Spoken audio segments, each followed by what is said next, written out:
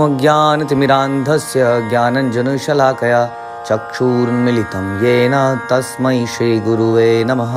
श्री चैतन्य चरितामृत अंत लीला चैप्टर पहला, रूप गोस्वामी की दूसरी मीटिंग चैतन्य महाप्रभु से जगन्नाथपुरी में।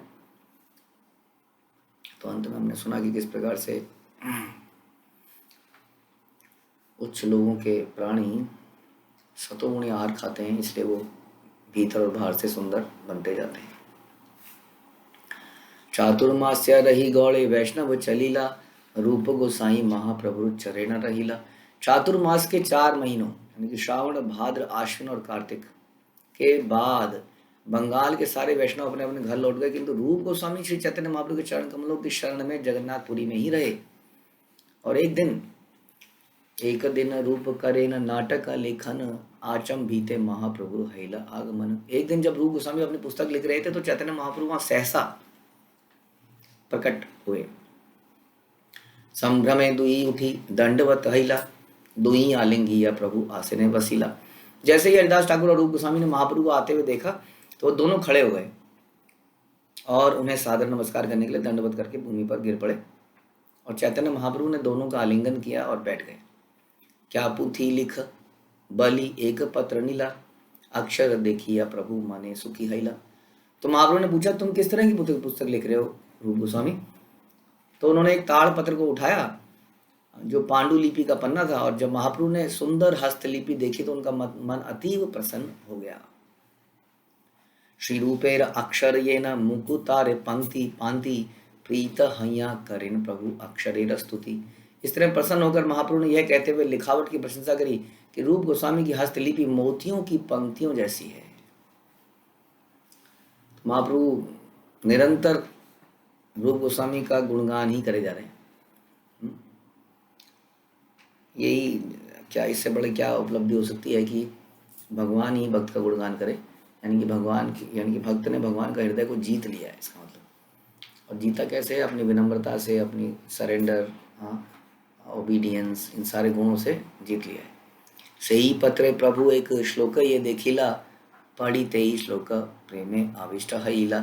उस हस्तलिपि को पढ़ते हुए श्री चैतन्य महाप्रभु ने उस पृष्ठ पर एक श्लोक देखा और जो ही उन्होंने उसको पढ़ा तो भावमय प्रेम से अभिभूत हो गए। क्या है वो श्लोक का? बहुत ही अच्छा श्लोक है। तुंडे तांडविनी रतिम वितुंते तुंडावली लब्धे, कर्ण क्रोड कडम्बिनी घटयते कर्णाम्बुदेभ्य स्पृहाम, चेतः प्रांगण संगिनी विजयते, सर्वेन्द्रियाणां कृति नो जाने जनिता क्रियाद्भिर्मृते कृष्णेति वर्णद्वयी। मैं नहीं जानता कि कृष्ण और णा के 2 अक्षरों से कितना अमृत उत्पन्न किया है। इन 2 अक्षरों ने जब कृष्ण के पवित्र नाम का उच्चारण किया जाता है तो मुख के भीतर नृत्य करता प्रतीत होता है। तब हमें अनेकानेक मुखों की इच्छा होने लगती है। जब वही नाम कानों के छिद्रों से प्रविष्ट होता है तो हमारी इच्छा करोड़ों कानों के लिए होने लगती है। और जब ये नाम हृदय के आंगन में नृत्य करता है तब यह मन की गतिविधियों को जीत लेता है, जिससे सारी इंद्रियां जड़ हो जाती हैं। ये हमने अपने मॉर्निंग चैंटिंग कोट्स में भी पूरा का पूरा नहीं लेकिन डाला था। तो ये रूप गोस्वामी की अक्सर हम सुनते हैं, बोलते हैं इसको कि भगवान के नामों में जब हम शुद्ध नाम लेने लगते हैं तो धीरे धीरे नाम से अमृत निकलने लगता है। शुरू में नाम, जैसे रूप गोस्वामी ने बोला कि ये नाम जो है ऐसा है जैसे कि पीलिए के मरीज को ये गन्ने का रस अच्छा नहीं लगता है क्योंकि बुखार और उसकी वजह से वो कड़वा लग रहा है रस उसको, लेकिन यदि पीता रहेगा तो उसको अमृत जैसा लगेगा। उसी तरह बताते हैं इस नाम में जो अमृत है उसके बारे में बताया कि ऐसा लगता है कि हमारे करोड़ों जीवियाँ जिनसे हम सब सारे जीवों से हरे कृष्ण मंत्र जपते रहें, और करोड़ों कान इसलिए नहीं हो कि एक कान से तो जब सुनते रहें, एक कान से वीडियो देखते रहें, एक कान से कुछ और प्रजल्पा करते रहें, एक जीभ से कुछ और काम करते रहें, ये तो बहुत बढ़िया हो जाएगा हमारे लिए। इसीलिए हमारे पास इतनी आँखें, इतनी जीभ नहीं है। लेकिन एक को भी एंगेज करना बड़ा मुश्किल काम हो गया हमारे लिए, राइट। जब करते समय हमारा कान कहीं और होता है, जिव्या तो रट रही है तोते की तरह, लेकिन जिव्या भी रटते रटते कई अक्षरों को खा जा रही है। कभी हमारी स्पीड बहुत तेज हो जा रही है, कभी हमारी स्पीड बहुत स्लो हो जा रही है। विचारों के दुनिया में हम गोते खा रहे हैं, बहुत सारे विचार आ रहे हैं, पूरे दिन तो हम भागते रहते हैं। मुझे लगता है भाई यही समय है जब हम लेक्चर सुनते हुए और जब करते हुए जब हम बैठते हैं। इसलिए इसी समय सारे दिन की प्लानिंग, सारी चिंताएं, सब कुछ इसी समय आता है, क्योंकि इसके अलावा तो हम रुकते ही नहीं है उसके बाद पूरे दिन में कभी भी। बस यही समय है जब करते हुए और लेक्चर सुनते हुए। तो सारी चीज़ें इसलिए अभी होती हैं, सारे विचार इसी वक्त आते हैं। यहाँ रूप गोस्वामी कह रहे हैं कि करोड़ों कान हो, करोड़ों हमारे अगर करोड़ों कान हो गए तो मुसीबत हो जाएगी उसके बाद तो। हाँ, पता नहीं क्या क्या दिमाग में चलेगा, कुछ समझ नहीं आएगा जब मैं कर रहा हूँ कि नहीं कर रहा हूँ। तो इसलिए कहने का मतलब है कि ये नाम में तो बहुत अमृत है, लेकिन हम नहीं ले पा रहे हैं क्योंकि हम उस पर ध्यान नहीं लगा रहे हैं। यहाँ बता रहे हैं कि कान, मन और कान और मुंह और फिर मन के आंगन में जब नाचता है तो मन की गतिविधियों को कंट्रोल कर लेता है। जब मन को कंट्रोल कर लिया तो सारी इंद्रियां जड़ हो गई अब, यानी कि इंद्रियां फड़फड़ा नहीं रही हैं। ये चाहिए, ये पुराना हो गया, इसको नया लेना है, ये बेकार लग रहा है, इसको और अच्छा करना है, बहुत सारी ऐसी चीज़ें। तो दिमाग में वो सब चलना बंद हो जाएगा, जड़ हो जाएगी उसकी। हाँ, तो ऐसा है नाम का। तब ये चैतन्य महाप्रभु सुना बता रहे हैं तो भाव में डूब गए चैतन्य महाप्रभु की। कितना बढ़िया श्लोक लिखा है ये भगवान के नाम के ऊपर। तो ये श्लोक कहाँ पे है? विदग्ध माधव जो ग्रंथ उन्होंने लिखा, इस 7 अध्यायों वाले नाटक की रचना श्री रूप गोस्वामी ने करी, जिसमें कृष्ण के वृंदावन लीलाओं का वर्णन हुआ है ना, और ललित माधव में द्वारका लीलाओं का। ओके। श्लोक सुनी हरिदास हईला उल्लासी, नाची तेला गीला श्लोकेर अर्थ प्रशंसी। अब हरिदास ठाकुर कौन है? नामाचार्य। अब नामाचार्य को हरिनाम के बारे में इतना बढ़िया बात सुनेंगे तो उनका क्या हाल होगा। हाँ, तो चैतन्य महाप्रभु ने इसको लाउडली पढ़ा, श्लोक को जोर से पढ़ा ताकि हरिदास ठाकुर सुन पाए। और जब जैसे उन्होंने सुना तो वो नाचने लगे उसकी प्रशंसा करते हुए। वो तो ऑलरेडी नाम के अमृत में डूबे हुए हैं। कृष्ण नामेर महिमा शास्त्र साधु मुखे जानी, नामेर माधुरी एचे कहाँ नहीं सुनी। भगवान के नाम के सौंदर्य तथा उसकी दिव्य शक्ति को भक्तों के मुख से प्रमाणिक शास्त्रों का श्रवण करके सीखना होता है। नाम ऑल्दो बड़ा सिंपल है, कोई भी इसको बोल सकता है, लेकिन फिर भी जब हम इसको गुरु के शरणागत होकर लेते हैं, हाँ, तो धीरे धीरे इसका प्रभाव बढ़ता है। हाँ, उसकी दिव्य स्थिति को भक्तों के मुख से जब हम सुनते हैं, हाँ, तब हमें समझ में आता है। हम अन्यत्र कहीं भी भगवान के पवित्र नाम की मधुरता को नहीं सुन सकते। पद्म पुराण में कहा गया कि अतः कृष्ण नामादि ना भवेद ग्राहम इंद्रे। भगवान के पवित्र नाम का कीर्तन तथा श्रवण सामान्य इंद्रियों द्वारा संपन्न नहीं किया जा सकता, क्योंकि ये नाम क्या है? दिव्य है। हाँ, इसके लिए दिव्य भाव की आवश्यकता है। भगवान के पवित्र नाम की दिव्य ध्वनि पूर्णतः आध्यात्मिक तथा इसे आध्यात्मिक स्रोतों से ग्रहण किया जाना चाहिए। हाँ, और गुरु के मुख से सुनने के बाद ही उसका उच्चारण किया जाना चाहिए। जो व्यक्ति हरे कृष्ण मंत्र का उच्चारण सुनता है उसे चाहिए कि उसे गुरु के कानों से सुनकर प्राप्त करे। इसलिए सनातन गोस्वामी ने अवैष्णवों तथा व्यवसायी अभिनेताओं, गायकों द्वारा किए जाने वाले कृष्ण के पवित्र नाम के कीर्तन को सुनने से मना किया है। देखिए, प्रभुपाद ने बहुत साफ साफ लिखा है। कई बार हम बहुत बढ़िया बढ़िया सिंगर्स के ने भी गाया है हरे कृष्णा मंत्र, हम उसको अपनी टोन में लगा देते हैं, रिंग टोन में, इसमें तो उसका उतना प्रभाव नहीं होगा। मतलब व्यवसायी, अभिनेता और गायक, गायक अगर गाएंगे तो बहुत मधुर गाएंगे, ये बात तय है। हाँ, क्योंकि उनका गला स्पेशली गिफ्टेड है, हालांकि उन्होंने उसको मिस यूटिलाइज कर लिया है। लेकिन यहाँ भक्तों के द्वारा गाया गया अगर हम सुने, चलाएं, लगाएं तो बेहतर होगा। तो कोई ज़रूरत नहीं है इतना मधुर गीत की बाई सम सिंगर, अनलेस की उसी तरह से हम और भी चीज़ों में देख सकते हैं। अभिनेता और ये लोग भी बहुत सारी चीज़ें करते हैं आज की डेट में, कई सीरियल बनते हैं रामायण के ऊपर, उसके ऊपर, लेकिन उससे संसार में वो परिवर्तन नहीं आएगा जो परिवर्तन एक भक्त के करने से आएगा। इसलिए हम देखते हैं कि इतना करोड़ों रुपए खर्च करके बड़े बड़े टीवी सीरियल बनाए गए, लेकिन एक साधारण सी किताब जो प्रभुपाद ने लिखी, मतलब साधारण मतलब जिसमें इतना कोई खर्चा नहीं हुआ, और उसने इतने लोगों को बदल दिया। और वो टीवी सीरियल लोगों को नहीं बदल पाया। हम तो बचपन से उन सीरियलों को देखते आए। बस लोग थोड़े, कई लोग इमोशनल होकर रो देते थे, राम और सीता और शत्रुघ्न भरत को रोते हुए देखकर। हाँ, कई लोगों के आंसू आते थे। वो acting, it was a perfect acting. हम देखते थे, द एक्टिंग वॉज परफेक्ट। ऐसे लोग रोते थे, वो लोग ऐसे सच में ही रो रहे हैं बिल्कुल, लोगों के आंखों में आंसू ही आंसू। लोग बिल्कुल, ऐसा सीरियल, इतना कैप्टिवेट करने वाला सीरियल कोई आया नहीं था। क्योंकि थोड़ा धर्म था तब तक, आज से 30 40 50 साल पहले, 30 साल पहले पहले, तो इसलिए बहुत फेमस हुआ। हाँ, अच्छी बात है, इसमें कोई बुरा नहीं है। कम से कम कुछ तो लोगों को समझ में आया कि क्या है हमारा शास्त्र। लेकिन फिर भी क्योंकि उसमें वो शुद्धता नहीं थी जो एक भक्तों के करने से होती है, इसलिए उसने कोई क्रांति नहीं लाया हो। इट वॉज जस्ट लाइक, लोगों में हमने कभी नहीं सुना कि अचानक से लोग ने सब कुछ छोड़ दिया, खाना पीना सुधार दिया, जप करने लगे भगवान का नाम का, एटलीस्ट राम राम करने लगे। और उसके बाद वैसे ही महाभारत आया, लोगों ने बहुत देखा, बहुत सराहा। हाँ, और कृष्ण जो उसमें बने एक्टर, लोग उनको साक्षात भगवान मानने लगे, और जो राम बने उनको भगवान मानने लगे। सच बात है। हाँ, लेकिन उसके बाद भी ना तो किसी ने राम राम बोला, ना तो किसी ने कृष्ण कृष्ण बोला ना किसी ने जीवन में कोई परिवर्तन लाया, ना कुछ खाना छोड़ा, ना कुछ सोचना छोड़ा, कुछ नहीं। बस उस at the point of time बड़ा अच्छा लगा, तो इसलिए यही लिखा है यहाँ पर। जीव गोस्वामी ने खास तौर पे बोला, व्यवसायी, अभिनेता, गायक वगैरह, इनके द्वारा लिए गए भगवान की लीलाएं, नाम, उससे कोई फायदा, लाभ नहीं पहुंचेगा।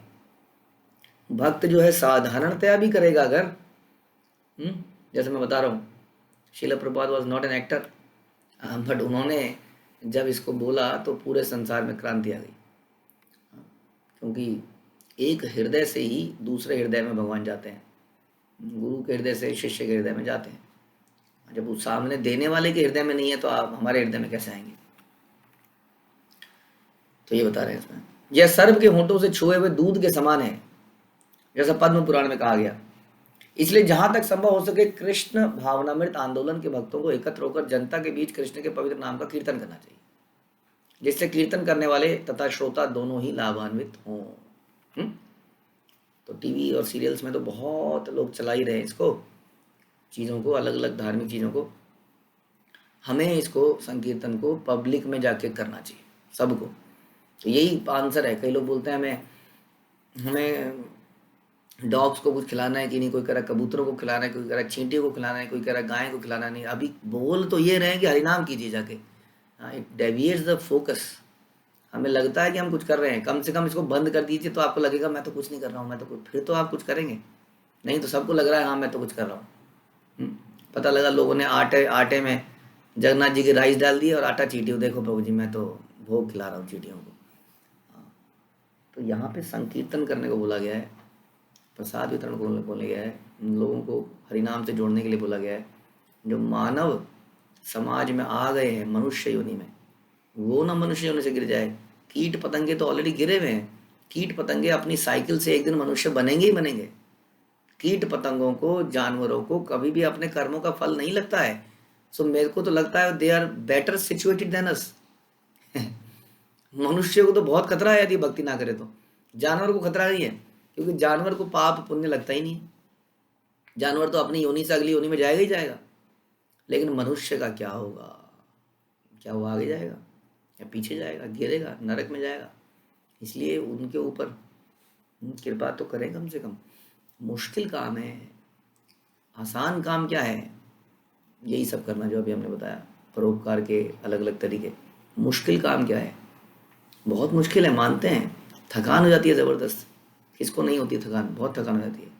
हरिनाम निकाल रहे हैं, चल रहे हैं, 5 किलोमीटर 10 मीटर किलोमीटर चले जा रहे हैं, चिल्लाए जा रहे हैं, नाच रहे हैं, गा रहे हैं, कोई दुत्कार रहा है, क्यों आए हो यहाँ से? हाँ, आप सबको एक्सपीरियंस हो ही रहा होगा। निकल जाओ। हर बार होता है। अच्छे लोग बहुत सारे मिलते हैं, लेकिन कुछ ना कुछ बुरे तो मिलते ही हैं।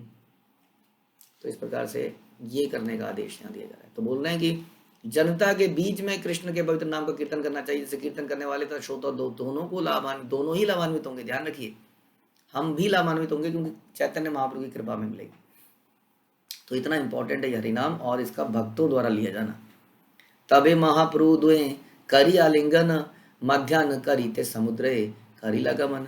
इस तरह चैतन्य महाप्रभु ने हरिदास तथा रूप गोस्वामी दोनों का आलिंगन किया और दोपहर के कृत्य करने के लिए समुद्र की ओर चल पड़े। तो ये बहुत ही इम्पोर्टेंट चीज़ हरिनाम की महिमा हमें बता गए इस श्लोक के माध्यम से कि कितनी इसकी महिमा है। आर दिन महाप्रभु देखी जगन्नाथ, सार्वभौम रामानंद स्वरूप आदि साथ, सबे मिली चली आइला, श्री रूपे मिलिते पथे तार गुण सबारे कर लागिला कहिते। अगले दिन हमेशा की तरह भगवान जगन्नाथ के मंदिर जाने के बाद चैतन्य महाप्रभु सार्वभौम भट्टाचार्य रामानंद राय स्वरूप दामोदर से मिले। तब वे सभी मिलकर रूप गोस्वामी के पास गए और रास्ते में महाप्रभु ने उनके गुणों की अत्यधिक प्रशंसा करी। जैसे कि हम सुनते आए, अगर भगवान ही प्रशंसा करने लगे तो इसका मतलब उस व्यक्ति ने हृदय को जीत लिया है अपने कार्यों से। ये ही हमें करना है, तुष्ट करना है। हम स्वयं को तुष्ट करने लगते हैं। हाँ, हम भगवान की भक्ति में भी स्वयं को तुष्ट करने का प्रयास करते हैं। कई लोग ऐसा हो, जैसे अभी नाम के ऊपर ही चर्चा हो रही है, कई लोग कहते हैं रस नहीं आ रहा है प्रभु जी। हाँ, क्योंकि चाय में रस खाने की आदत थी, किसी तरह छूटी, अब वो उसमें उसके अंदर भी रस ढूंढ रहे हैं। अब नाम में रस कहाँ से आएगा? वो तो चाय के साथ मिलता था। नाम में रस आएगा जब शुद्ध नाम लेंगे, जब आएगा तब आएगा। आप तो कीजिए ना, क्योंकि गुरु की प्रसन्नता, कृष्ण की प्रसन्नता है इसमें, इसलिए कीजिए। रस का आस्वादन करने के लिए थोड़ी करना है, नहीं, जब मिलेगा तब मिलेगा। उसी तरह से हम लोग कह रहे हैं जी, कि किसी को बोला कि आप ये सेवा कर लीजिए, नहीं प्रभु जी आपने तो मुझे बाहर की सेवा दे दी, हाँ या ऑल्टर के सामने हमें सेवा दीजिए, यहाँ पे हम झूला झुलाएंगे झूलेलाल को। हाँ, झूलेलाल को हम झूला झुलाएंगे, आपने मुझे पार्किंग की सेवा में लगा दिया, मैं भगवान को देखता ही रहता। हाँ भैया, अब ये सब क्या है? ये सब चीज़ें हम स्वयं को तुष्ट करने का प्रयास कर रहे हैं। करना था कृष्ण को तुष्ट, करने लगे स्वयं को तुष्ट। अब कृष्ण तो आकर्षक हैं ही, इसमें कोई डाउट नहीं है, लेकिन उनकी सेवा करके हम अपने हृदय को शुद्ध कर सकते हैं, और तब ये हृदय में भाव अपने आप हर जगह बैठे आएंगे। हाँ, ऐसा नहीं है। इसलिए कहते हैं कि जो नव दीक्षित हैं उनको भगवान के विग्रह, या नए भक्त हैं उनको भगवान के विग्रह और भगवान मंदिर में ही दिखते हैं, या जो निम्न अधिकारी हैं ये बोलना चाहिए। लेकिन जो मध्यम अधिकारी हैं उन्हें हर जीव के अंदर दिखते हैं, तो वो जीव को प्रचार करने का प्रयास करता है। हाँ, खैर उत्तम अधिकारी को हर जीव में दिखते हैं, तो वो तो प्रचार में। मध्यम अधिकारी प्रचार करता है, लेकिन और उसको भगवान की जो है प्रेजेंस, हाँ, वो हर जगह दिखती है, वो सेवा में लगता है, वो जानता है कि भगवान की इंस्ट्रक्शन को फॉलो करूंगा तो भगवान प्रसन्न होंगे। लेकिन जो निम्न अधिकारी वो कहता है भगवान मंदिर में ही है बस, और कहीं नहीं है, और उनका दर्शन वहीं पे किया जा सकता है। तो कहने का मतलब है, हम अक्सर अपने आप को तुष्ट कर रहे होते हैं। भक्ति में भी तुष्टि मिलेगी, लेकिन इस करने का प्रयास मत कीजिए। जब हम भोजन करते हैं तो भोजन मुंह में डालने से पेट भरता है, ठीक है, इंद्रियों को ताकत मिलती है और तुष्टि होती है, ये अपने आप होती है। आपको खा के संतुष्टि करने के लिए कुछ करना नहीं है, आपको सिर्फ आहार खाना है, जिससे कि आपको बल मिलेगा, पेट भरेगा और तुष्टि भी होगी। उसी तरह से जब हम भक्ति करेंगे तो हमें बल मिलेगा, हमारे अनर्थ जाएंगे, और अपने आप ही हमें तुष्टि मिलेगी। लेकिन अभी क्यों नहीं मिल रही? क्योंकि अनर्थ है। इसलिए फोकस करिए सेवाओं में और अनर्थ निवृत्ति में। रस नहीं आ रहा है इसलिए नाम जप करना छोड़ दिया, पहले 16 करते थे, अब कम कर दिया। रस नहीं आ रहा है, इसमें नहीं आ रहा है, उसमें नहीं आ रहा है, मज़ा नहीं आ रहा है, वही चीज़ें बार बार तो हो रही हैं, और क्या हो रहा है? हाँ, तो ये जो है यही समस्या है।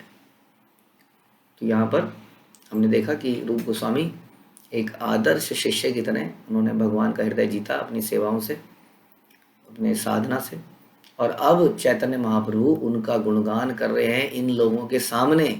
उनके घर में जा रहे हैं तीनों लोग, सोचिए। हाँ, भगवान चल के, आज तो भगवान साथ में रामानंद राय, सार्वभौम भट्टाचार्य, स्वरूप दामोदर, सबको लेके जा रहे हैं। चलो चलो, कहाँ चलें? रूप गोस्वामी के घर। दुई श्लोक कही प्रभु हेला महासुख, निज भक्तेर गुण कहे हैया पंचमुख।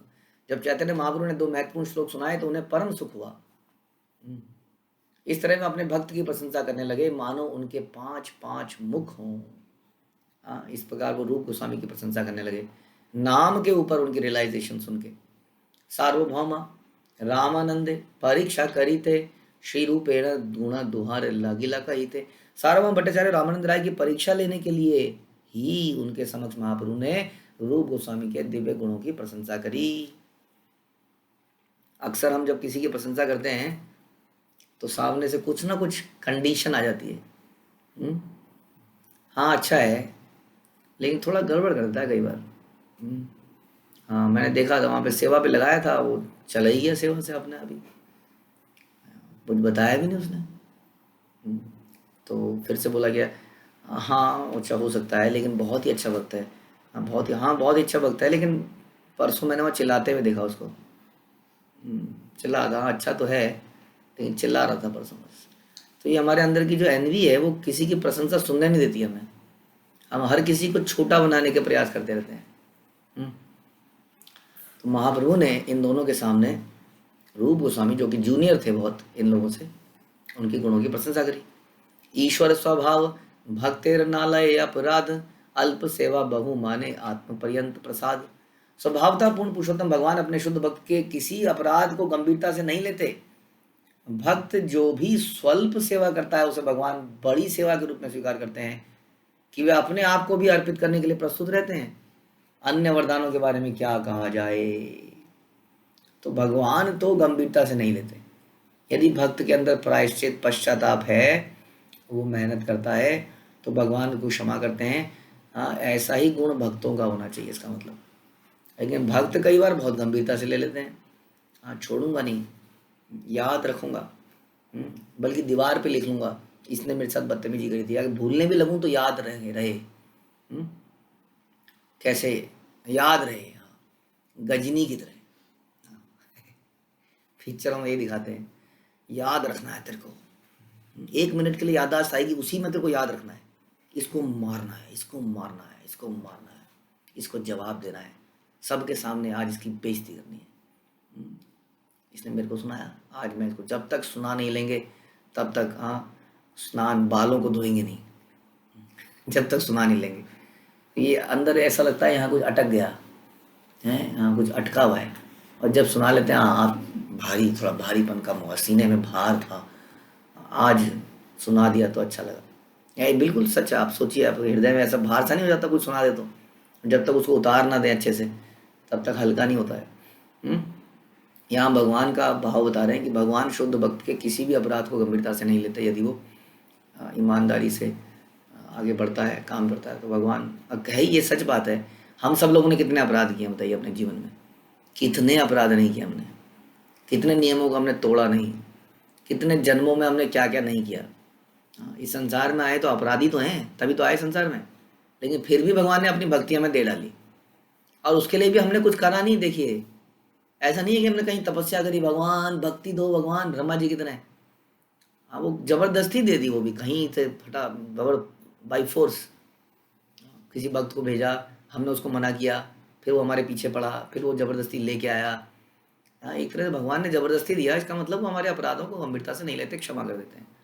ऐसा ही भाव हमारा होना चाहिए। भृत्यस्य पश्यति गुरुनापि नापराधान सेवां मनागपि कृतां बहुधा भयूपेति अविष्करोति पिशुनेष्वपि नाभ्यसूयां शीलेन निर्मलमति पुरुषोत्तमो अयम।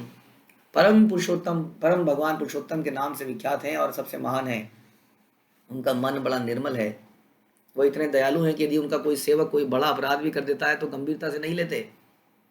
हाँ यदि उनका सेवक छोटी सी भी सेवा करता है तो उसको बड़ी सेवा के रूप में स्वीकार करते हैं। यदि कोई ईर्ष्यालु व्यक्ति भगवान की निंदा भी करता है तो वे उसके प्रति क्रोध प्रकट नहीं करते।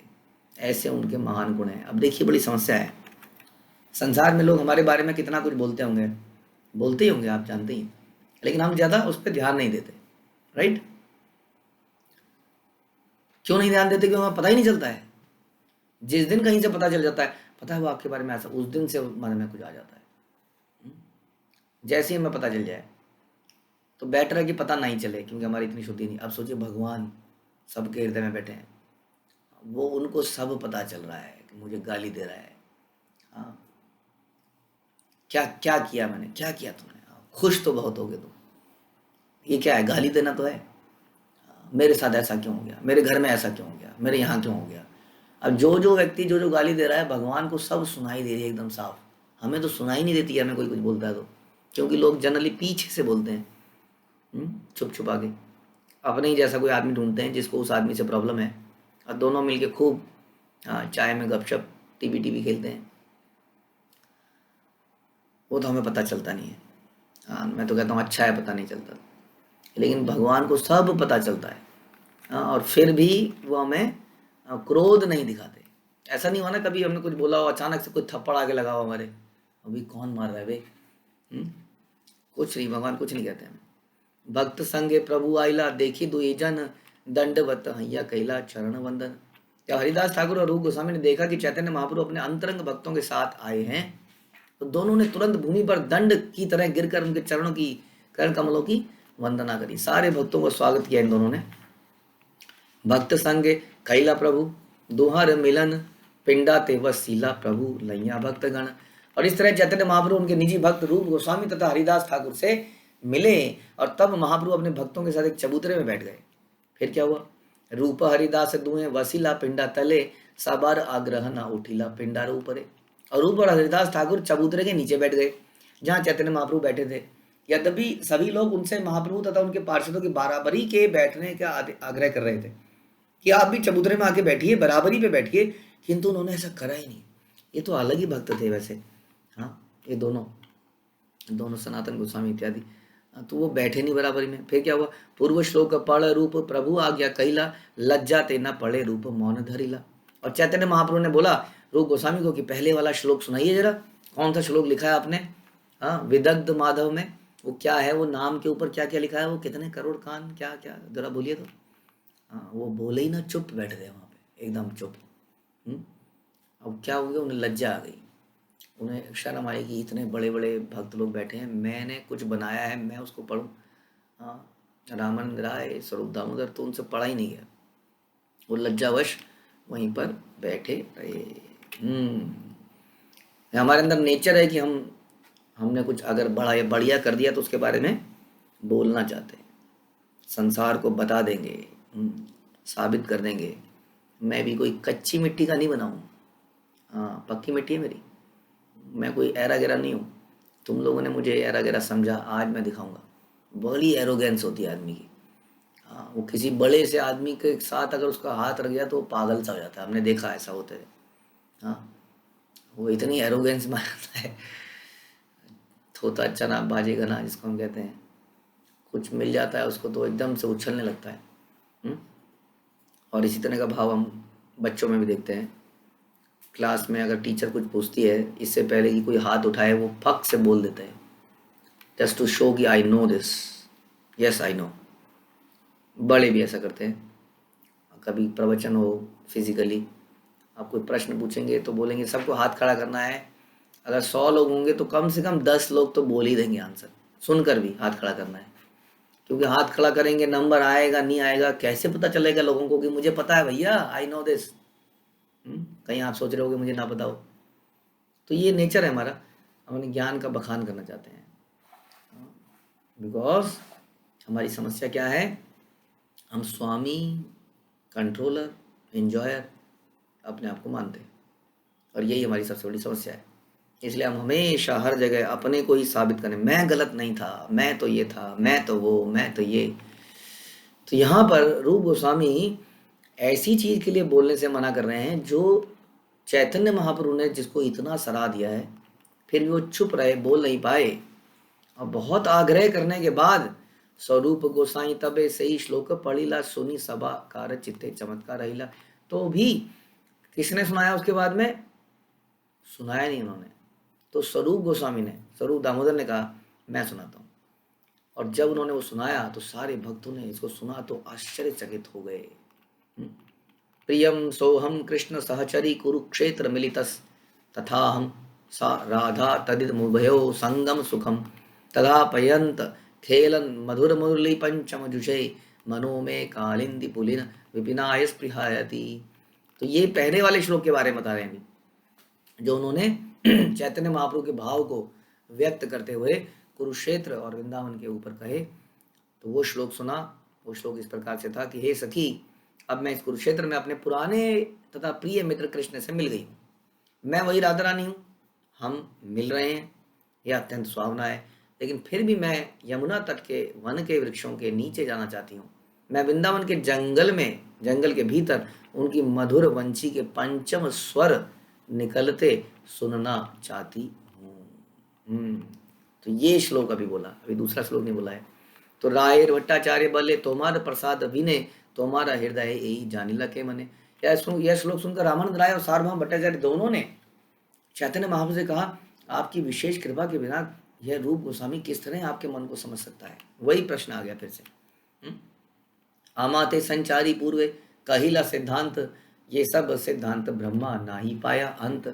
तो रामानंद राय ने स्वीकार किया कि इसके पूर्व श्री चैतन्य महाप्रभु ने उनके हृदय को वह शक्ति प्रदान करी जिससे कि वह उच्च तथा निर्णायक कथन को व्यक्त कर सके, जिस तक ब्रह्मा जी तक की पहुंच नहीं है। तो रामानंद राय ने कहा कि आपने ही इसको ये शक्ति दी है। ताते जानी पूर्वे तोमार पंचाक्षे पाया छे प्रसाद, ताहा बिना नहे तुम्हारा हृदयानुवाद।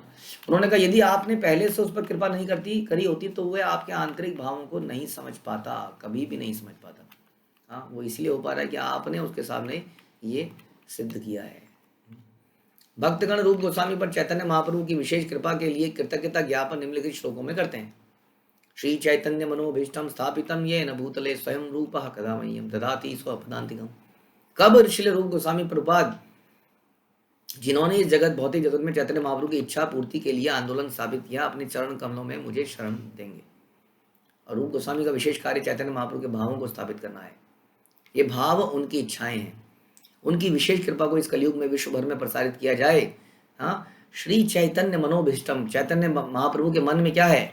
वो है पृथ्वी याचयत नगर आदि ग्राम सर्वत्र प्रचार है मोर नाम। चैतन्य महाप्रभु की इच्छा है कि सारे जगत में, हर गांव में, हर नगर में संकीर्तन किए जाएं, आंदोलन लेके जाया जाए, ये उनकी इच्छा है। और हम रूपानु कब बनेंगे? जब हम रूप गोस्वामी के इस उद्देश्य को पूरा करेंगे जो चैतन्य महाप्रभु की इच्छा है कि हर नगर, हर ग्राम में महाप्रभु का कीर्तन हो, हरिनाम बोला जाए। कि श्री चैतन्य महाप्रभु की आंतरिक भावनाएं हैं। रूप गोस्वामी ने महाप्रभु की इन समस्त भावनाओं को लिपिबद्ध करने का बीड़ा उठाया और अब पुनः श्री चैतन्य महाप्रभु की कृपा से वही भावनाएं गोस्वामियों के सेवकों द्वारा सारे विश्व में प्रसारित की जा रही हैं। और वे भक्त जो शुद्ध तो सरल हैं इस प्रयास की सराहना करेंगे, किंतु जैसा कि कृष्णदास कविराज ने निष्कर्ष निकाला कि जो कुकर हैं, सूकर हैं, वो इसके सराहना नहीं करेंगे। वो कहेंगे, क्या हल्ला मचा रखा है, क्यों आ गए हो तुम, क्या करोगे तुम, भीड़ लगाओगे तुम। फिर भी चैतन्य महाप्रभु के संप्रदाय के प्रचारकों पर इसका कोई प्रभाव नहीं पड़ता, क्योंकि विश्व भर में अपना उत्तरदायित्व तो निभाते रहेंगे, भले ही सूकर खुकर तुल्य पुरुष उनकी प्रशंसा ना करें, उनकी निंदा करें। तो यही बात अंत में आई कि कैसे हम चैतन्य महाप्रभु के हृदय को जीत सकते हैं यदि उनकी इच्छा को पूरा करने का प्रयत्न करें, जैसे रूप गोस्वामी ने किया। श्री रूप गोस्वामी पाद की जय, श्री प्रभुपाद की जय, श्री चैतन्य चरितामृत की जय, श्री कृष्णदास कविराज की